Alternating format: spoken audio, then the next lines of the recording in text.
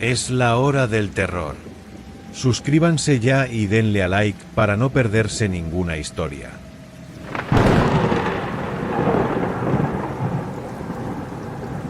El olor a sangre nunca abandona mis manos, por mucho que las restriegue con jabón áspero y agua hirviendo.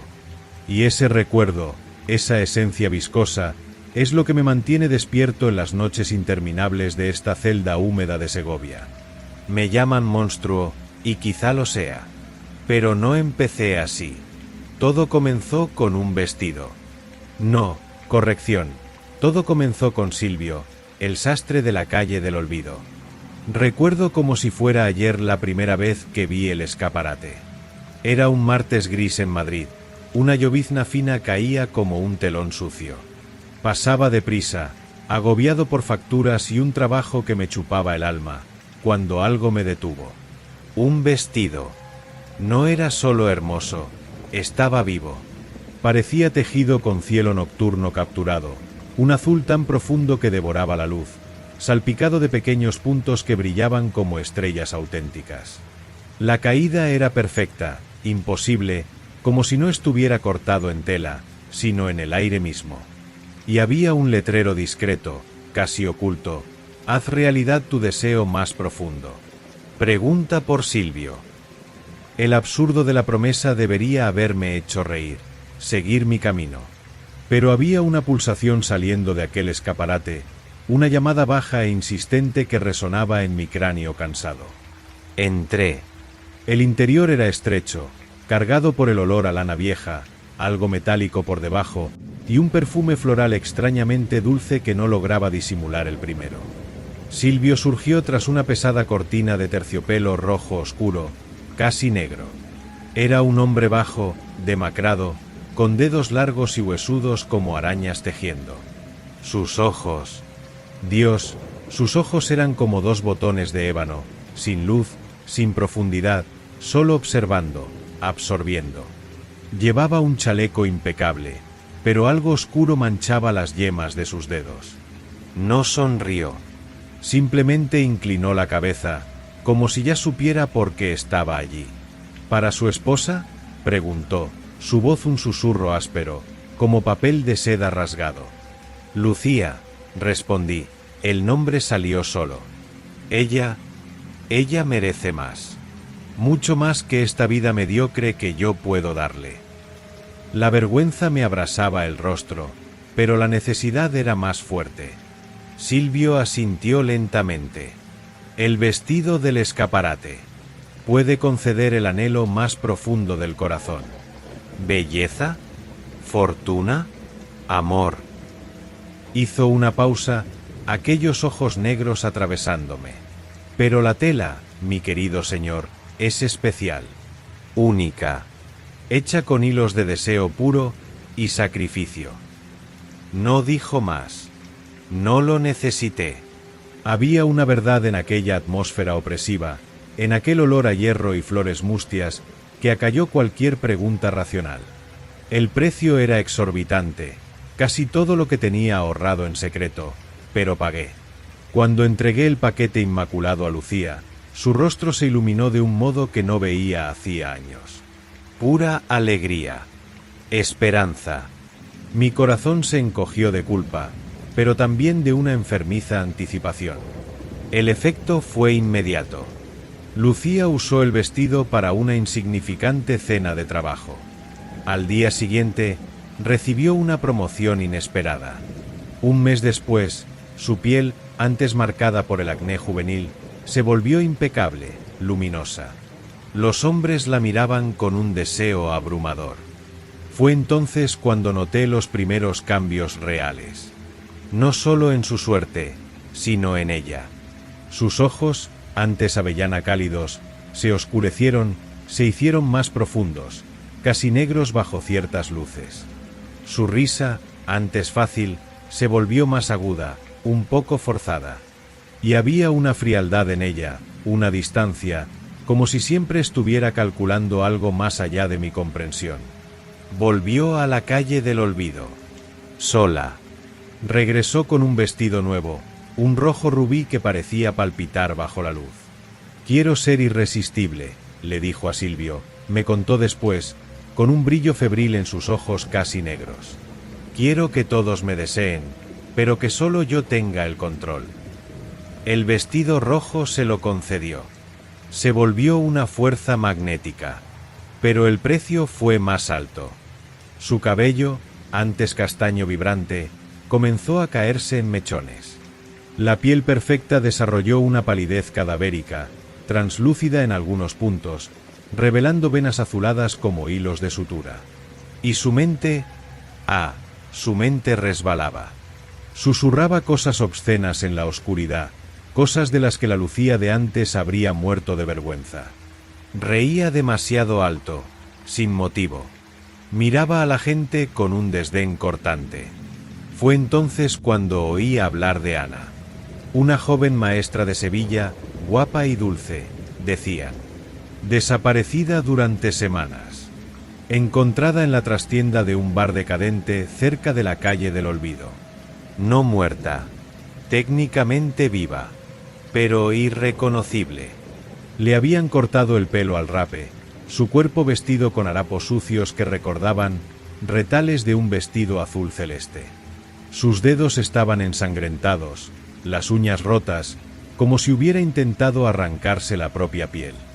Balbuceaba sin cesar sobre el maestro, sobre el precio del deseo, sobre la sangre en el hilo. Sus ojos eran dos cuentas negras y vacías, iguales a los de Silvio. Ingresada en un sanatorio en Valencia. Dicen que aún escupe hebras de cabello humano.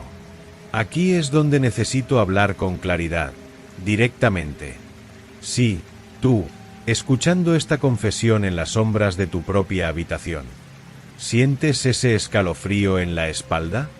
¿Esa leve sacudida de reconocimiento? Todos tenemos deseos. Secretos oscuros susurrados en la almohada. Venganza. Amor prohibido. Poder. Inmortalidad. Imagínate ponértelo. Imagina sentir esa tela, suave como un suspiro y fría como una lápida, deslizándose sobre tu piel.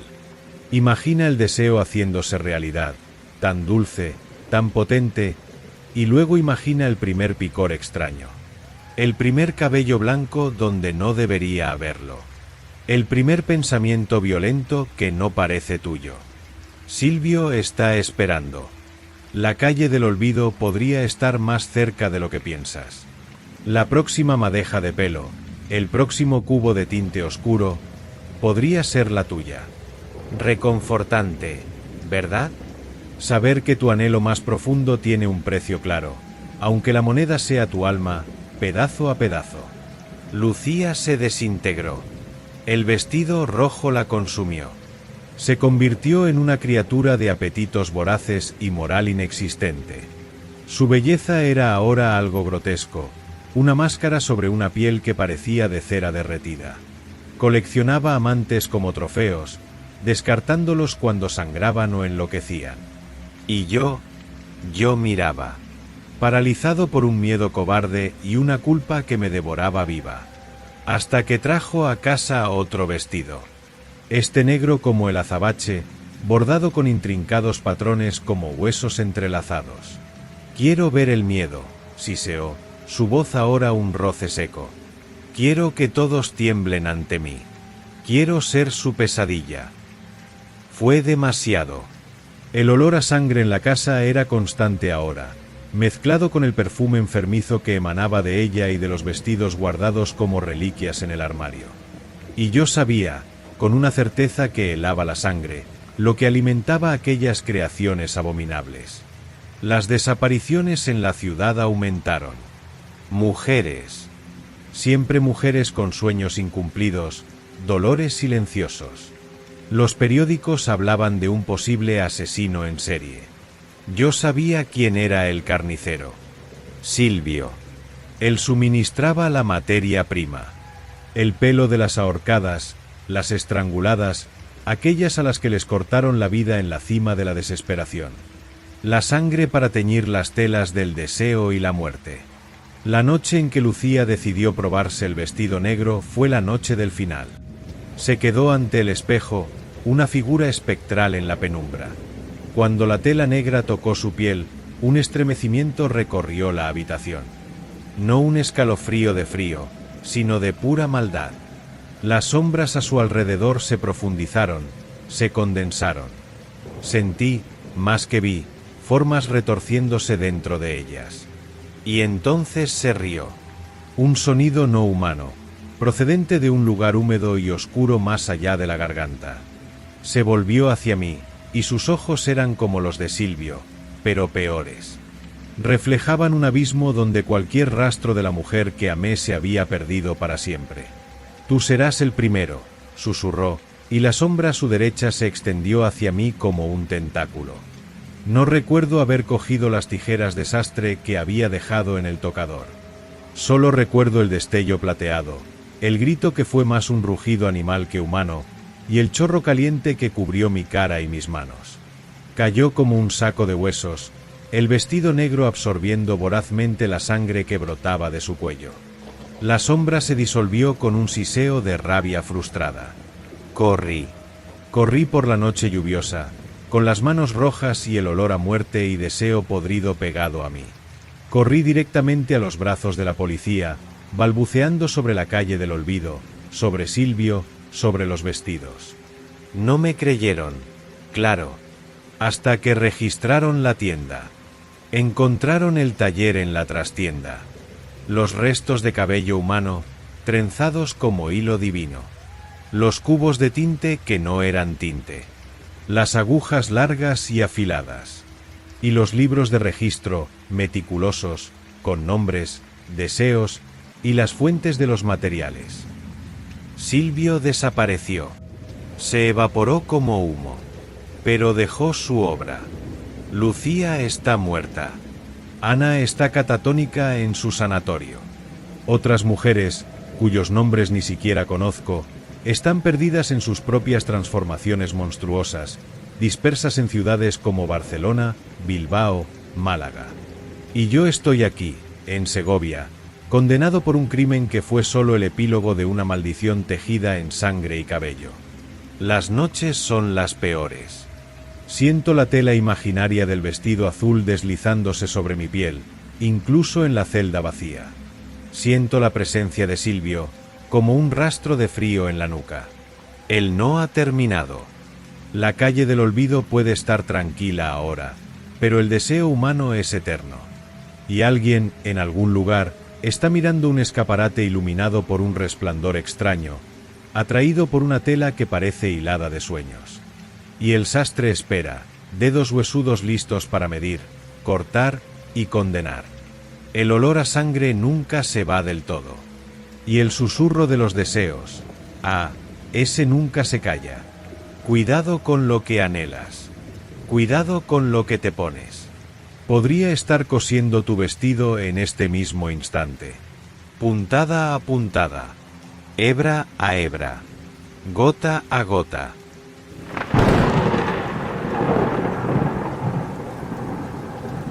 La lluvia golpeaba los cristales rotos de la mansión en Madrid, como dedos huesudos intentando entrar. La primera señal no fue un sonido, sino un olor, dulce y podrido, como flores mustias olvidadas en una tumba húmeda. Era la casa saludándonos, a mí, a mi esposa Isabela, a nuestras hijas Sofía, de 12 años, y Lola, de apenas 6. Compramos la propiedad a toda prisa, un negocio supuestamente irrechazable, una mansión antigua en la calle de las Hortensias por menos que un minúsculo apartamento. La desesperación por un techo más grande, tras el desastre financiero en Barcelona, cegó nuestra cautela. La negra, como susurraban los locales con respeto y miedo, era un esqueleto de madera noble y estuco descascarillado, engullido por hiedra oscura, sus jardines un bosque de sombras a plena luz del día. La mudanza fue una pesadilla de polvo y escalofríos. Las cajas amenazaban con desplomarse en pasillos estrechos, el viento aullaba en las chimeneas bloqueadas, y Lola, mi pequeña de ojos grandes como moras, parecía sentir cada corriente de aire frío como un soplo en la nuca. Se agarraba a mis piernas, su osito de peluche aplastado contra la cara, sus pasos vacilantes resonando como pisadas ajenas en el suelo de pino. La segunda señal fue la puerta. La encontré al final del pasillo superior, detrás de una vieja estantería que se nos cayó al intentar moverla. Madera maciza, pintura descascarada y un cerrojo pesado, oxidado, pero firmemente echado desde fuera. No había llave. Una sensación de profunda repugnancia emanaba de aquella puerta, un frío húmedo que se pegaba a la piel. Isabela lo encontró absurdo, solo un cuarto cerrado, pero Lola empezó a llorar quedamente, señalando con un dedito tembloroso, diciendo que la niña triste no quería que la abriéramos. La curiosidad, sin embargo, es un veneno lento. Una semana después, con la casa aún en caos, la tensión palpable y Lola despertando gritando cada noche con pesadillas sobre ojos de cristal, forcé el cerrojo con una barra de hierro. El olor dulce y podrido explotó, mezclado con moho y polvo de décadas. La habitación era una cápsula del tiempo siniestra. Papel pintado oscuro, descolorido, con patrones florales que recordaban venas negras. Muebles pesados cubiertos con sábanas blancas, fantasmas en espera. Y en el centro, sentada en una silla de mimbre demasiado alta para una niña, estaba ella. La muñeca. Era de porcelana, inmaculada, demasiado perfecta para estar en aquel lugar de decadencia. Vestía un traje de luto completo, minúsculo y espeluznantemente real, de seda negra que parecía absorber la débil luz que entraba por la ventana sucia. Su rostro era una obra de arte perturbadora, piel de porcelana lechosa, mejillas sonrosadas artificialmente, ojos grandes, profundos, de un azul cristalino que parecían seguirte por toda la habitación. Cabellos rubios, casi blancos, recogidos en dos moños perfectos, rígidos. Estaba sentada erguida, sus manitas diminutas posadas en el regazo, sosteniendo un único clavel negro de raso. Su mirada no estaba vacía, era expectante. Fija en la puerta, fija en nosotros. Isabela soltó un suspiro ahogado. Sofía maldijo en voz baja, llamando a la cosa espeluznante. Lola, escondida detrás de mí, se quedó paralizada, sus ojos negros muy abiertos, fijos en los ojos de cristal de la muñeca. Sus labios se movieron, formando una palabra silenciosa: Anita. Bajamos la muñeca, a pesar de mis mejores instintos. Isabela insistió, diciendo que era valiosa, que quizás trajera un poco de vida a aquel lugar muerto, que Lola parecía fascinada. Fue un error fundamental. Pusimos a Anita, como Lola empezó a llamarla con una intimidad que me helaba la sangre, en una estantería del salón, frente al sofá. El primer cambio fue sutil. Salimos a cenar a la ciudad, un alivio de la atmósfera opresora de la casa. Al volver, la casa gélida como siempre, Lola corrió directa al salón. Su grito nos hizo correr. La muñeca seguía en la estantería, pero su cuerpo estaba ligeramente inclinado hacia la izquierda. Su rostro ya no miraba al centro del salón, sino directamente al pasillo que llevaba a los dormitorios. Específicamente, al dormitorio de Lola. Se ha movido, susurró Lola, sus ojos llenos de un miedo que ya no era infantil, sino antiguo. Isabela intentó racionalizar. Vibración, un gato, no teníamos gato. Yo debí ponerla torcida. Pero yo lo sabía. La había colocado perfectamente recta. El frío de aquel cuarto de arriba, el olor dulce y podrido que ahora impregnaba el salón. Algo iba mal. Los cambios de posición se hicieron más frecuentes, más audaces. Encontrábamos a Anita frente a la ventana de la cocina, como si observara el jardín nocturno. Sentada en el peldaño más bajo de la escalera, bloqueando parcialmente el paso. Una mañana, la encontramos en el suelo del pasillo, cerca de la puerta del cuarto de Lola, su cabecita de porcelana vuelta hacia arriba, los ojos azul cristal fijos en el pomo. Siempre inmaculada, siempre con aquel clavel negro, siempre con aquel vestido de luto perfecto. El silencio que traía era más fuerte que cualquier grito. Fue Lola quien cambió primero. Sus dibujos, antes llenos de sol y flores, se volvieron sombríos, garabatos negros de casas con ventanas que parecían gritar, figuritas con ojos desorbitados y bocas en O de terror. Empezó a hablar dormida, susurros ininteligibles, guturales. Hasta que una noche desperté con una sensación de pavor físico. Lola estaba sentada en la cama, iluminada solo por la débil luz de luna que entraba por la ventana. No me miraba a mí, sino al rincón más oscuro de la habitación. Y cuando habló, no era la voz dulce y aguda de mi hija. Era una voz grave, ronca, lenta, como piedras arrastradas en una tumba.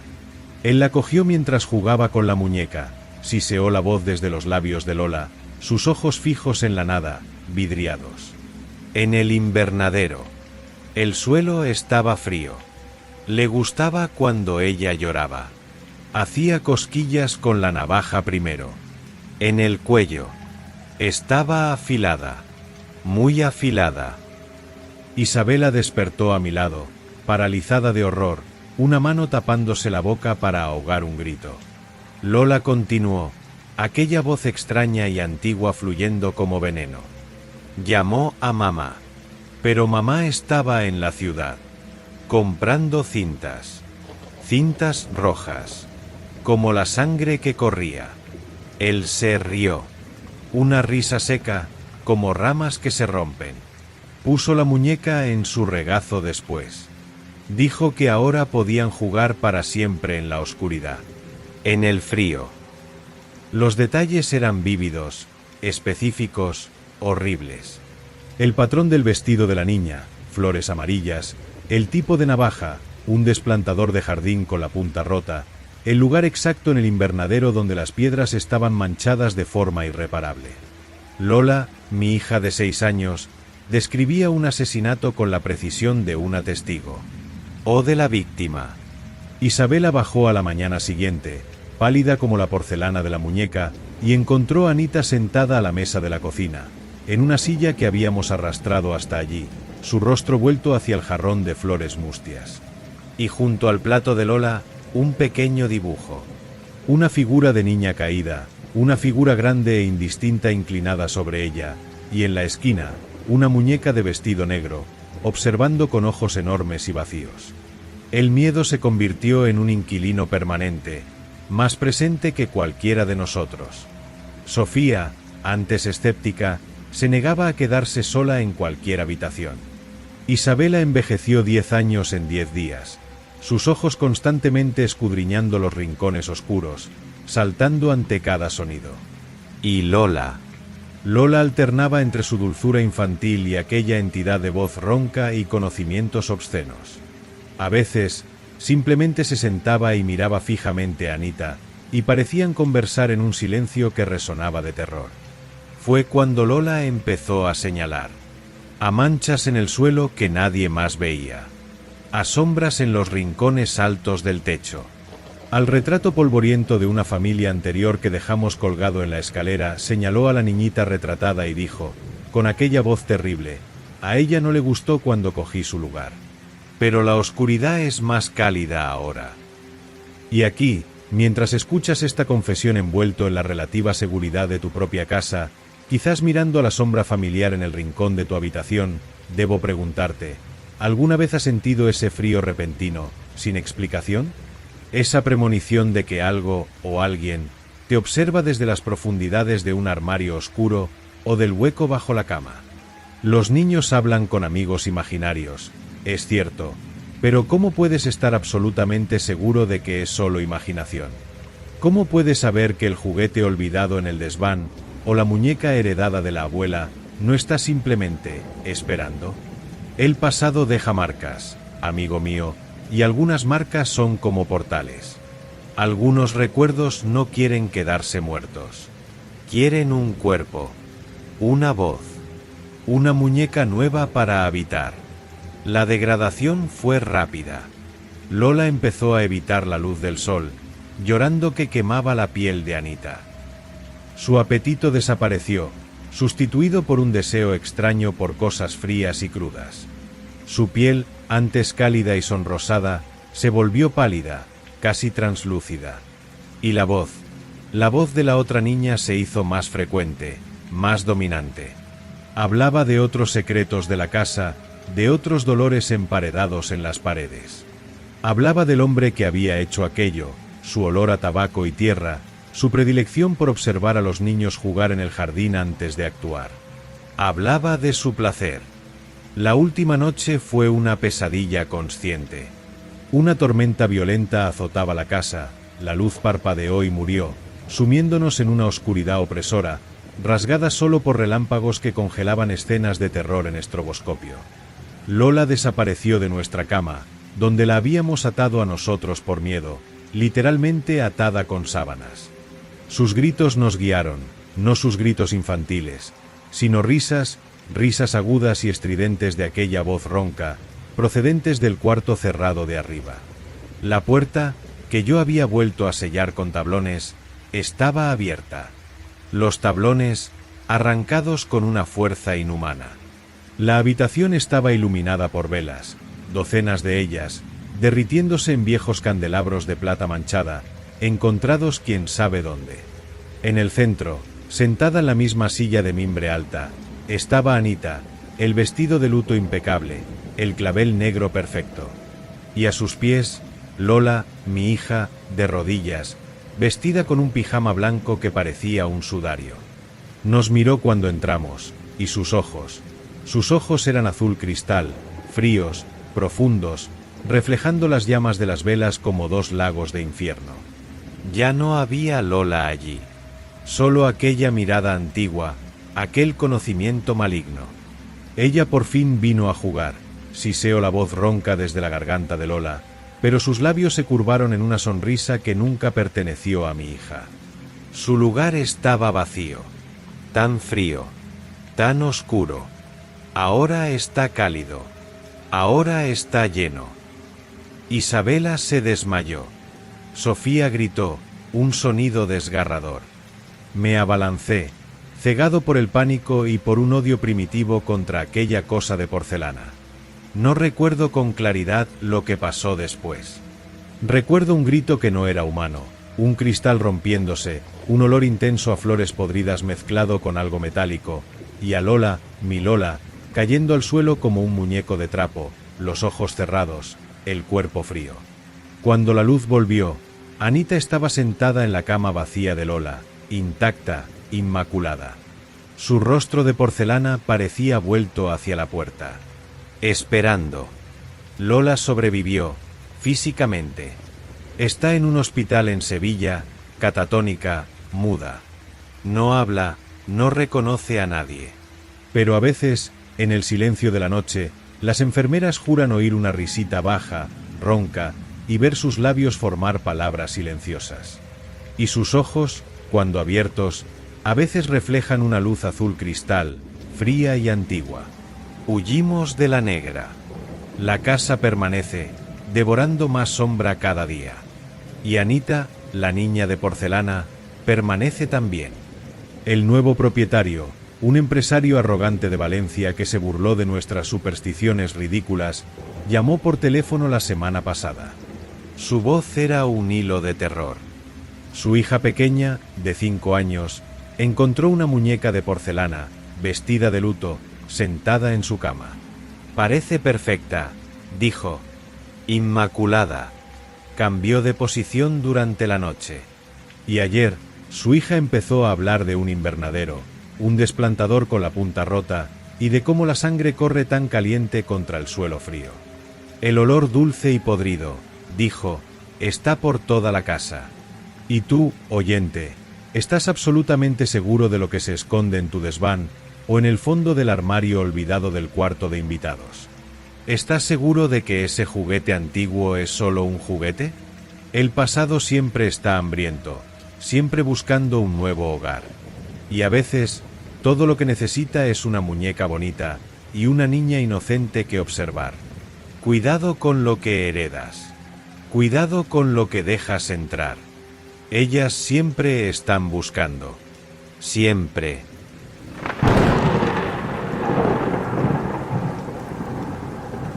El olor a éter y sangre antigua nunca me abandona, ni siquiera aquí, en esta casa silenciosa junto al lago de Sanabria, donde las sombras parecen más densas que en ningún otro lugar. Eran esos olores, ácidos y metálicos, los que llenaban mi laboratorio en el sótano del Hospital de la Santa Cruz, en Barcelona. Olores de descubrimiento, pensaba yo. Olores de triunfo sobre el mayor misterio de la existencia. Ahora sé que eran los olores del abismo que yo mismo cavé, con mis propias manos entrenadas para salvar vidas, pero impulsadas por una obsesión que se convirtió en condena. Todo giraba en torno a la pregunta que consumió a mi mentor, el viejo doctor Alonso, y que me consumió después de él. ¿Qué es el alma y dónde va en el momento de la muerte? Mi nombre es Eduardo Valdés. Fui considerado un genio de la neurocirugía, un pionero. Salvé a cientos. Pero ninguna victoria sobre la muerte física me satisfizo. Quería capturar la esencia, la chispa inmaterial que nos define. Heredé los bocetos enigmáticos del doctor Alonso, garabateados en papeles amarillentos encontrados en su ático en Toledo tras su extraña desaparición.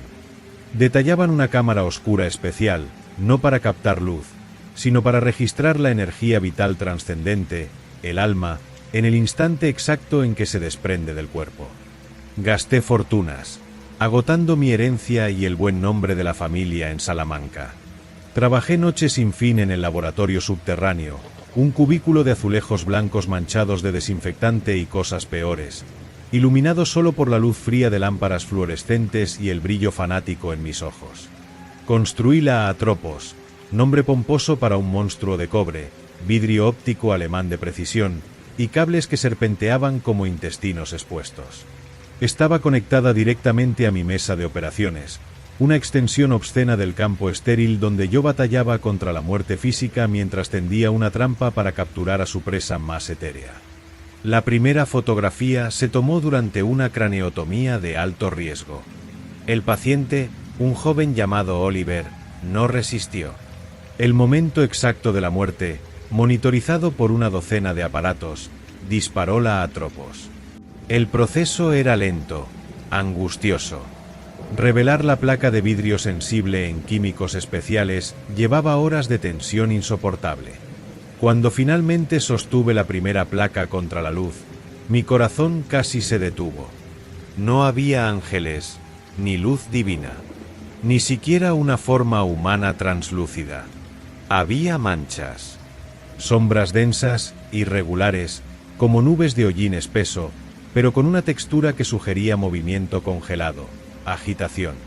Se apiñaban sobre la silueta fantasmal del cuerpo de Oliver en la placa, no emanando de él, sino sumergiéndose en él, como buitres sobre carroña aún caliente.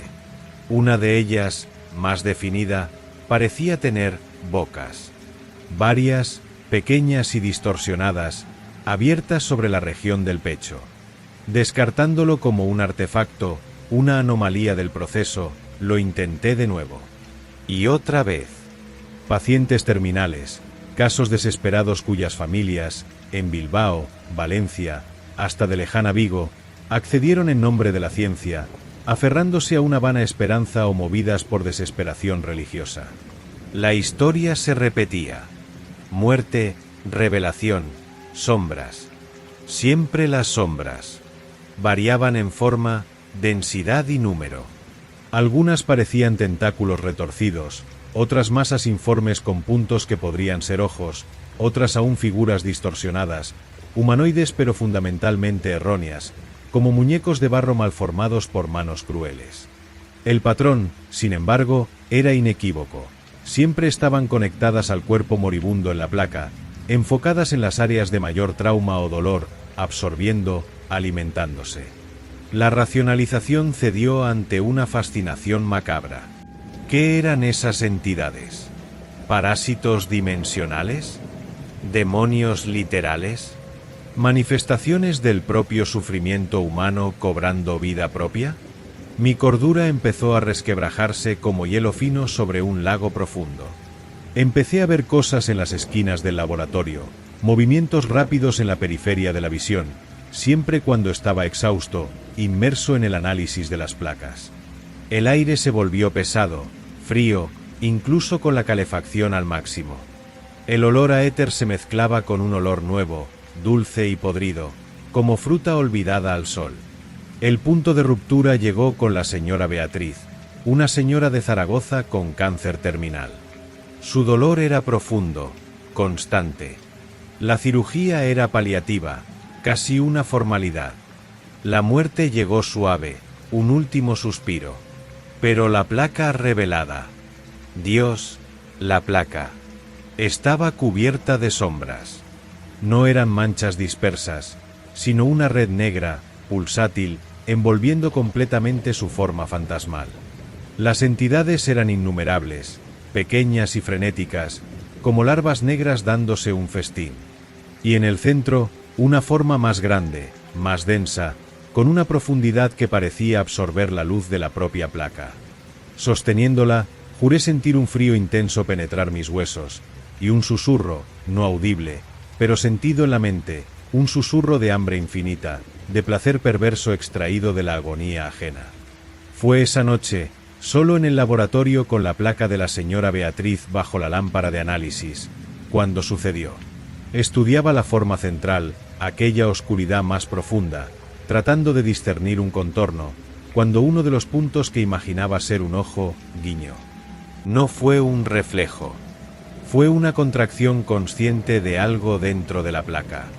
Y entonces, como humo negro derramándose de un frasco roto, un velo de sombra comenzó a desprenderse de la superficie del vidrio. No era una ilusión óptica.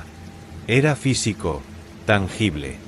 Una niebla fría y aceitosa que se alzó, flotando en el aire estancado del laboratorio, tomando una forma vaga, tentacular, que se volvió hacia mí.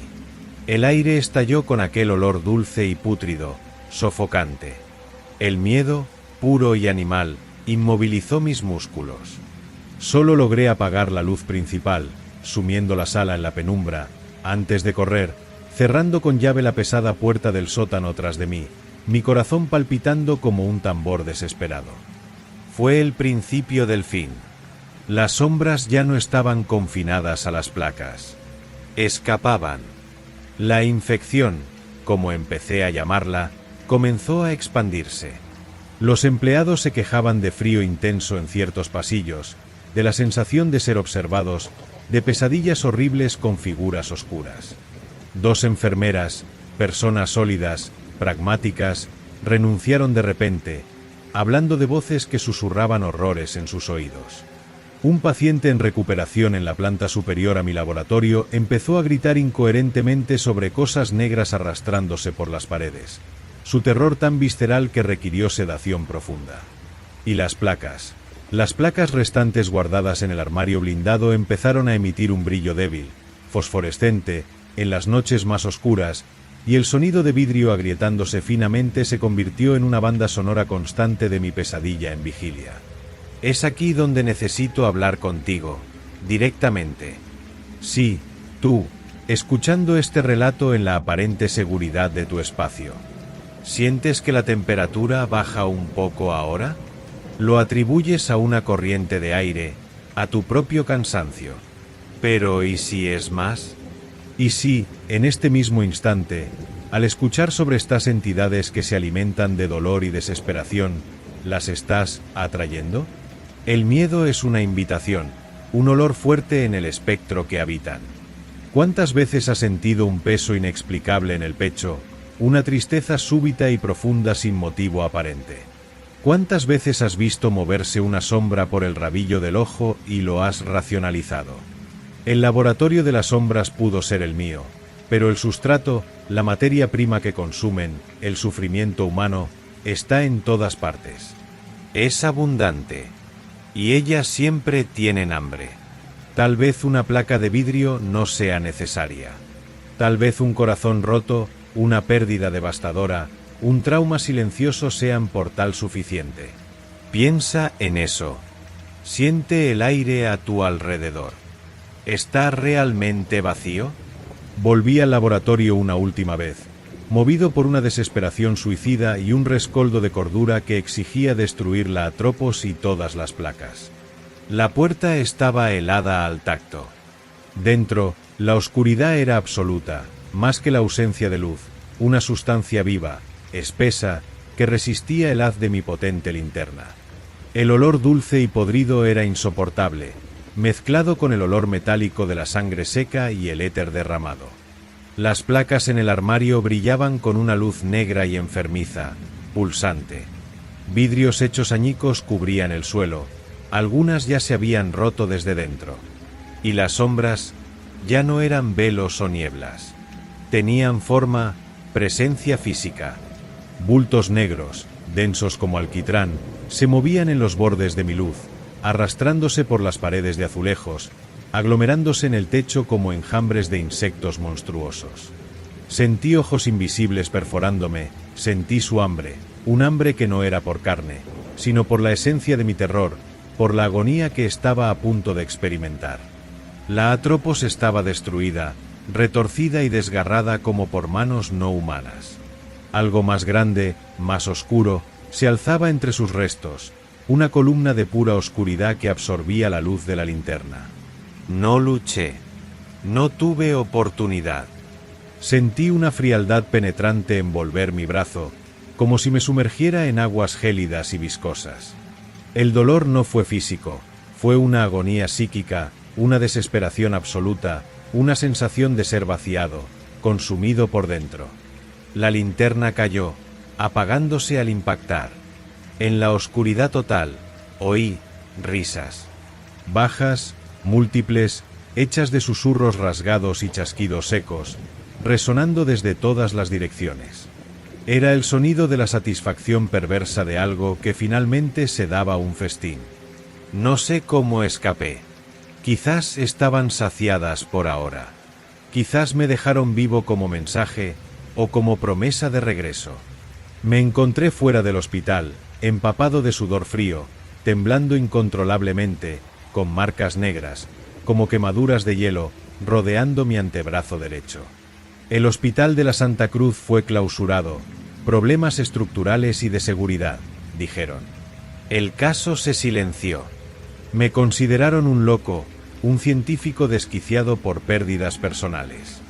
Ahora, aquí junto al lago oscuro, las sombras bailan más largas en las paredes cuando cae la noche. Las marcas en mi brazo palpitan con un frío que llega hasta el hueso. Y sé, con una certeza que me envenena, que no estoy solo.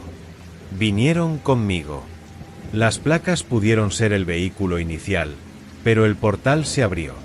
El dolor, el miedo, la desesperación, son los verdaderos conductores. Y aprendieron el camino. Siempre tienen hambre. Siempre observando. La próxima vez que sientas ese escalofrío inexplicable en la nuca, ese peso súbito en el pecho, recuerda el laboratorio de las sombras. Recuérdame a mí. Y pregúntate, ¿qué está compartiendo realmente el espacio oscuro de tu habitación? ¿Es solo tu imaginación? ¿O será que algo, atraído por tu cansancio, tu tristeza, tu miedo más íntimo, está allí, al borde de la luz, esperando el momento de alimentarse? El doctor Eduardo Valdés buscó el alma y encontró solo los devoradores de almas. Y ellos nunca están realmente satisfechos. Nunca.